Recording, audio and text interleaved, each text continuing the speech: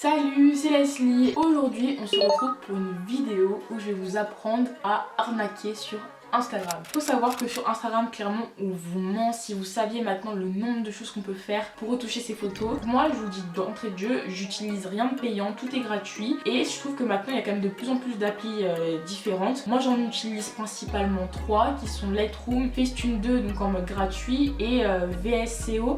Avant, j'utilisais pas du tout, mais c'est vrai que maintenant, un peu plus. Donc, je vais vous montrer ça aussi. Donc, je vais vous montrer principalement comment retoucher les couleurs. Je vais vous montrer aussi comment retoucher sa morphologie, parce que même si c'est pas du tout quelque chose que j'utilise, tout ça quand même bien de vous le montrer. Je vais vous expliquer juste après pourquoi. Je vais aussi vous expliquer comment est-ce qu'on peut améliorer son fond, donc c'est-à-dire rajouter un effet flou qui va donner l'impression que la photo est super nette et de super bonne qualité, et aussi le mode un peu noir et blanc, comment rendre juste son fond noir et blanc et nous rester en couleur, parce que pareil c'est un truc qu'on voit énormément sur Instagram, même si pareil ça aussi je l'utilise pas tant que ça. Donc la vidéo pour moi elle a deux objectifs. Le premier objectif c'est de vous aider et de vous montrer comment retoucher ses photos, parce que c'est vrai que vous n'avez pas forcément le temps de chercher n'importe où comment retoucher ses photos, donc c'est pour ça que moi je vais essayer de vous montrer des manières assez simples, pas trop compliquées et qui prennent pas trop de temps, déjà d'un. Et de deux aussi, mon but c'est aussi de vous montrer quand même que on vous ment sur les réseaux. Il y a quand même beaucoup d'hypocrisie sur les réseaux, on est vraiment dans une société maintenant du paraître, du comment être parfait, comment être le mieux possible, et ça passe aussi évidemment par Instagram et les photos. Donc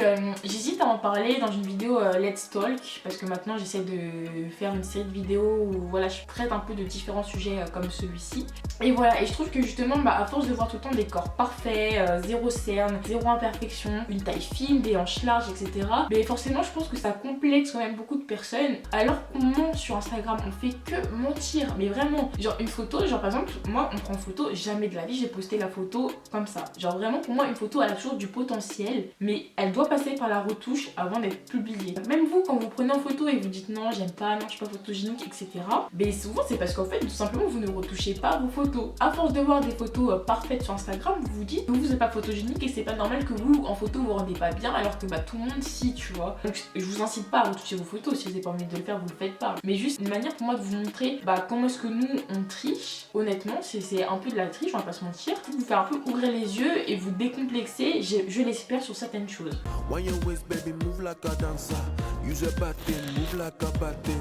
Alors juste une petite parenthèse avant de commencer, mes mèches donc ce sont toujours les mêmes de chez Megalook. Donc c'est des Kinky Curly, j'ai pris une laisse frontale de 18 pouces, 2 paquets de 20 et un paquet de 18. J'ai essayé de tout caler comme je pouvais, vraiment j'ai grave serré les lignes et c'est ça qui m'a permis d'avoir autant de volume. Je suis toujours satisfaite des mèches, juste le souci c'est que ça s'en mêle tellement. Toujours là à essayer de les démêler, du coup je perds des cheveux et tout, donc ça c'est un peu chiant. Autre chose aussi par rapport à ma laisse, je voulais vous donner une petite astuce. Quand je suis allée acheter mes bonnets, il n'y avait plus que des taille XL, et en fait finalement déjà c'est pas si grand que ça, et surtout en fait ça fait que c'est trop facile de coller mes laces. Avant vraiment quand je collais mes laces, je vais coller une oreille, ça va se décoller sur l'autre, vraiment tout le temps la lace elle part en arrière, etc. Bref une galère. Et le fait d'avoir utilisé des bonnets en taille XL, ça fait que c'est très simple maintenant de coller mes laces, parce que tout simplement ça part pas en arrière, en fait ça prend vraiment toute la surface de mon front. Le seul petit souci avec cette astuce là, c'est très difficile de ne pas coller la lace, parce que du coup ça flotte un petit peu au niveau des tempes. Donc peut-être essayer le L, ce serait peut-être le juste milieu entre les deux, je ne sais pas, ou alors vraiment mettre l'élastique derrière de part et d'autre de la frontale pour vraiment être sûr que ça soit bien accroché à notre crâne. Je sais pas, faudrait que je fasse plusieurs tests pour tester, je vous tiendrai au courant si ça vous dit. Mais en tout cas voilà, si vous aimez vraiment coller vos perruques et que vous avez du mal à le faire, un bonnet en taille L ou XL ça peut être pas mal. On en vient à la vidéo. Alors on va commencer par l'application Lightroom, qui est une application disponible sur ordinateur ou sur téléphone. Donc elle est gratuite sur téléphone, il y a sûrement des options payantes mais personnellement j'en ai jamais besoin. En fait moi je fais toujours dans cet ordre là. Je commence par retoucher les couleurs, ensuite je vais venir retoucher mes imperfections et éventuellement le fond de ma photo, et ensuite je vais la filtrer. Parce que en fait si je commence directement par retoucher mon visage, mes imperfections, etc. Des fois si je commence directement par retoucher mon visage et que ensuite je retouche les couleurs, en fait je me rends compte qu'une fois les couleurs retouchées, en fait ça met en lumière des fois des défauts que j'avais pas vu avant, etc. Et au final ça rend pas bien en fait, et je suis obligée de revenir sur la photo et de nouveau devoir lisser ma peau, blanchir mes yeux, etc. Du coup le mieux c'est d'abord retoucher les couleurs, ensuite tu te retouches toi et ensuite tu filtres pour essayer en fait de rendre le tout harmonieux, et évidemment en essayant de rendre tout ça le plus naturel possible. Donc dit comme ça a l'air long et compliqué, mais vous allez voir qu'il y a des petites astuces qui font que finalement ça peut aller très vite.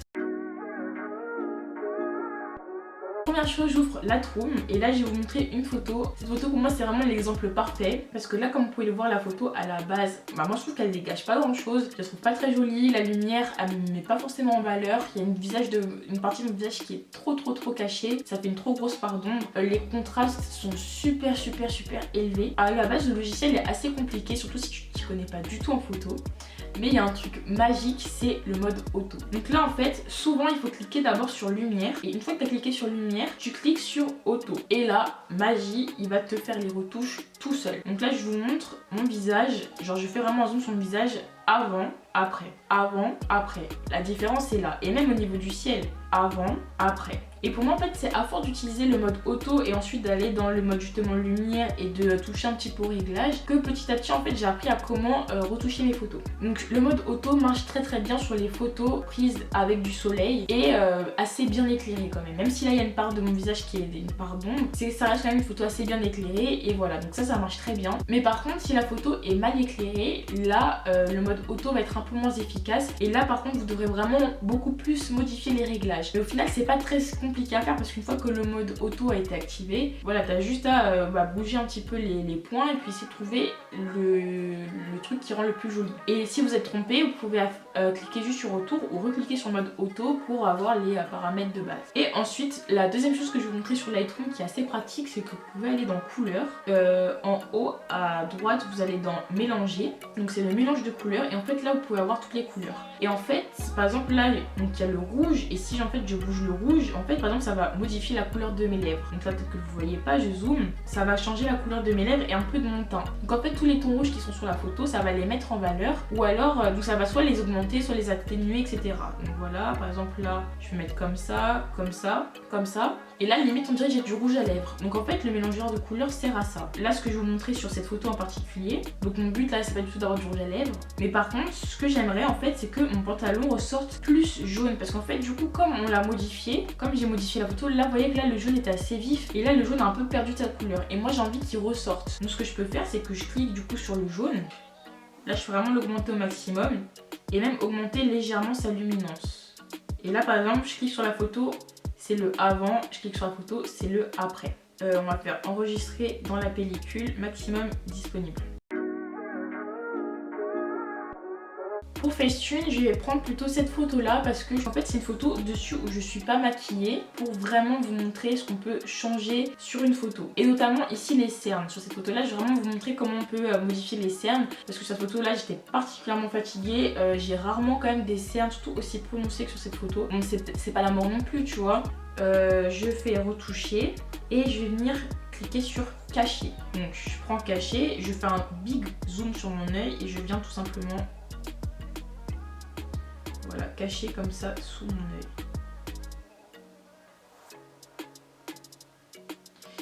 Et pareil sous l'autre. Bon, là, vu comme ça, tu te dis, mais au secours, ça ressemble à rien. Enfin, c'est les limites, c'était mieux quand t'avais des cernes, tu vois. Mais déjà, regardez rien que la différence. Avant, après, la différence déjà est là. Donc, je vais la mettre à ici à peu près. Je trouve que là, c'est le moment où ça se fond le mieux avec ma peau. Donc, je fais valider. Et ensuite, en fait, je vais aller dans lisser. Parce qu'en fait, là, ça fait des petits pixels bizarres. Il y a du gras, en fait, en dessous de mes yeux. Donc, je fais lisser. Et là, je vais juste lisser en dessous de mon œil. Et vous voyez là, donc là je n'ai plus de cernes. Donc là je clique sur la photo. Voilà la photo avant, après, avant, après. Après là j'ai un petit peu abusé. Là c'est pour vous montrer vraiment la différence. J'avoue j'ai un peu abusé. Mais vraiment le avant, après. Ok, ensuite maintenant je trouve que le meilleur exemple c'est de revenir sur la photo précédente. Lisser mon visage, etc. Bref, faire tous les réglages de base. Parce que sur cette photo aussi, je trouve ça assez flagrant. Donc, je fais retoucher, commencer par lisser. Donc, là, vous voyez ici, j'ai plein de boutons, je lisse. Pareil, je lisse. Et en fait, ce qui est très important, c'est de ne pas toucher à ses sourcils, ni à ses yeux, ni à sa bouche. Et c'est ça, en fait, qui donnera l'illusion que vraiment, vous n'avez pas retouché, en fait. Ça va vraiment donner une illusion d'optique. Votre peau va être floutée, mais pas vos yeux et votre bouche, et ça va paraître net. Et c'est ce qui va donner le rendu le plus naturel. Donc voilà, et ensuite c'est à vous de décider si vous voulez vraiment que ce soit très lisse ou pas. Moi je peux le laisser si je veux là juste à la moitié, comme ça reste quand même assez naturel. Alors que là c'est vrai que là ça fait un peu limite visage de poupée. Donc voilà, je peux le laisser à peu près là, à la moitié, là comme ça. Enfin la moitié, aux 3/4. Ensuite, ce que je peux faire, c'est que je peux blanchir. Donc moi souvent je le fais parce que j'ai souvent les yeux rouges. Donc ce que je vais faire, c'est que je vais venir blanchir mon œil. Et je vais faire de l'autre côté, mais bon, de l'autre côté ça se voit un petit peu moins vu que j'ai le visage à l'ombre. Donc voilà, donc là vous voyez, là c'est très blanc, là pas du tout, très blanc, pas du tout. Pareil, je le mets à peu près au milieu. Ensuite, ce que je vais faire, c'est que je vais faire détail. Et en fait, détail, je vais juste accentuer mon regard, donc mes cils et mon eyeliner. Avant, après. Avant, après. Donc j'accentue pas trop, voilà, un petit peu quand même comme ça. Et voilà, et là vous voyez que là si je clique sur mon visage, enfin si je zoome sur mon visage, là on voit clairement le avant, après, avant, après. L'escroquerie, vraiment l'escroquerie totale. Bah attendez, je l'avais faite sur cette photo. Si j'avoue que le truc de la morphologie, je l'ai déjà utilisé sur une photo, c'est sur celle-ci. Donc sur cette photo, je trouvais que on voyait un peu trop mon ventre. Donc là par exemple, si je zoome, vous voyez bien. Voilà, avant, après, avant, après, avant, après.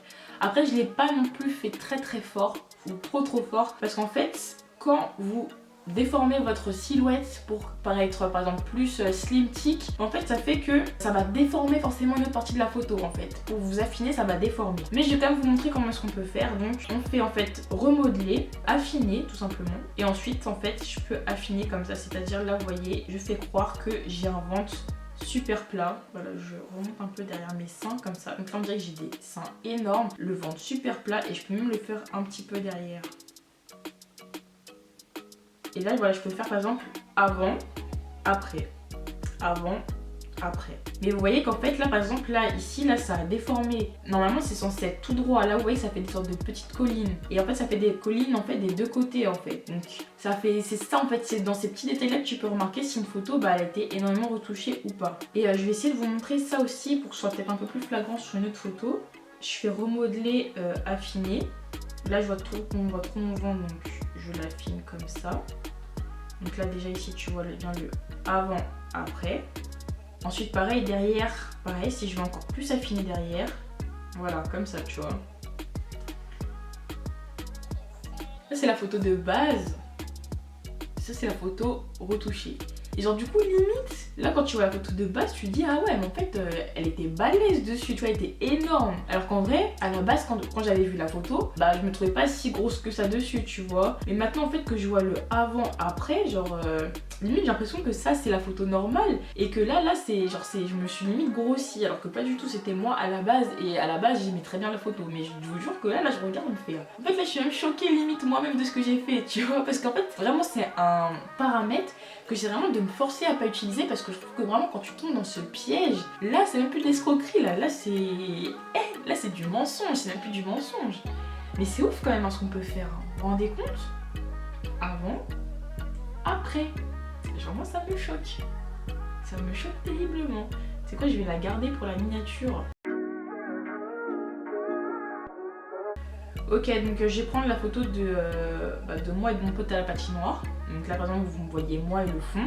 Là vous voyez clairement le avant, après, avant, après. Et en fait tout ce que j'ai fait c'est que j'ai appuyé sur le bouton flouter qui est juste là. Et j'ai colorié derrière nous vraiment minutieusement pour vraiment qu'il n'y ait plus de part nette. Et voilà. Et j'ai juste flouté comme ça tout derrière moi. Et vous voyez là quand je le mets à fond, mais vraiment genre c'est flouté de ouf. Après ne me mettez pas non plus trop fort parce qu'il faut pas non plus que vous vous détachiez de la photo, sinon c'est pas naturel. Mais ça peut vraiment donner l'impression que bah, ça a été pris avec un bête d'objectif alors que pas du tout. Comment rendre un fond noir et blanc pour en fait que vous soyez en couleur et que le fond soit en noir et blanc? Ce que vous pouvez faire c'est tout simplement vous allez dans filtre, vous allez sur noir et blanc, donc là vous voyez que l'image est en noir et blanc et ensuite tout en haut il y a une gomme, donc vous cliquez sur la gomme et là en fait vous gommez ce que vous voulez qui ne soit pas en noir et blanc. Donc là imaginons je veux pas que ma pochette soit en noir et blanc ni ma bouteille, et bah j'ai juste à gommer en fait cette partie là en fait. Et après je peux rajouter pour si je veux corriger voilà que je me suis trompée à des parties. Voilà par exemple, bon là je l'ai pas super bien fait mais en tout cas ça vous permet au moins de voir comment est-ce qu'on peut rendre un fond noir et blanc. Donc je vais dans VSCO et bah vous voyez que j'ai souvent tendance à utiliser l'application. Par exemple si je vais sur celle-ci, donc là j'appuie sur filtre et là j'avais utilisé tout simplement le filtre C1.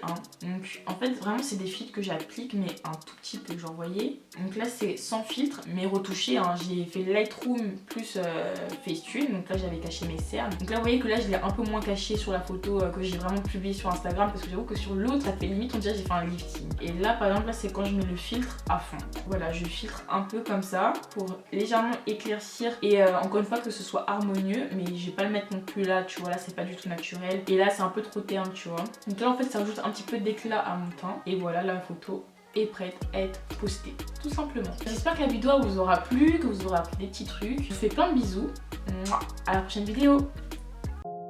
Ils veulent le fils, y'a Amber Rose, Amber Rose, Amber Rose.